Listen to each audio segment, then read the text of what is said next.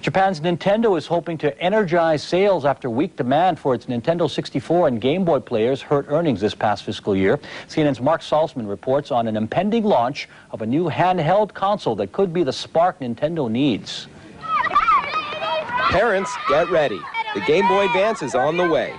The first major successor to the current Game Boy hasn't hit stores yet, but we got our hands on a few and gave them to some kids for a test drive.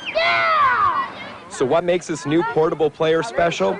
For one, it features a 32-bit processor, which is 4 times more powerful than the current Game Boy. This means it's considerably faster, with richer graphics and better quality sound. I think the coolest thing would probably be the graphics and the way that it's so easy to hold. You can see it better. The new LCD screen is exactly 50% wider than the older Game Boy. And to accommodate this larger display, the Advance is held horizontally instead of vertically. A good move by Nintendo? It's more comfortable than the other one. A couple of parent-pleasing facts.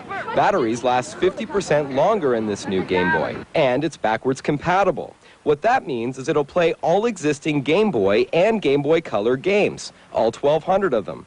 The Game Boy Advance is also future compatible. So, in a year from now, when the GameCube is released, Nintendo's upcoming home console system, you'll be able to connect the Game Boy Advance to the GameCube in order to swap information and add extra controls to the game.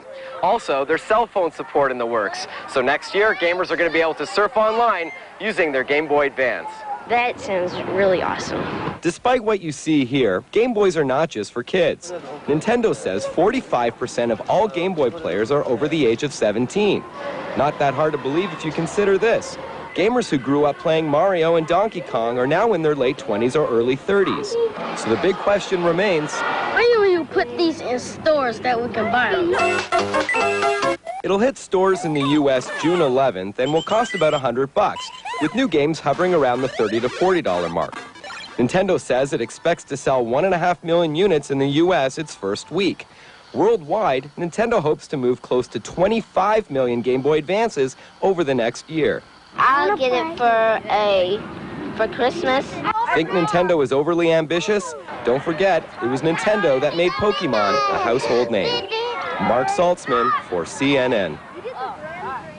Still ahead in BizAsia, the outlook for the shortened trading week in the U.S. and what investors there will focus on.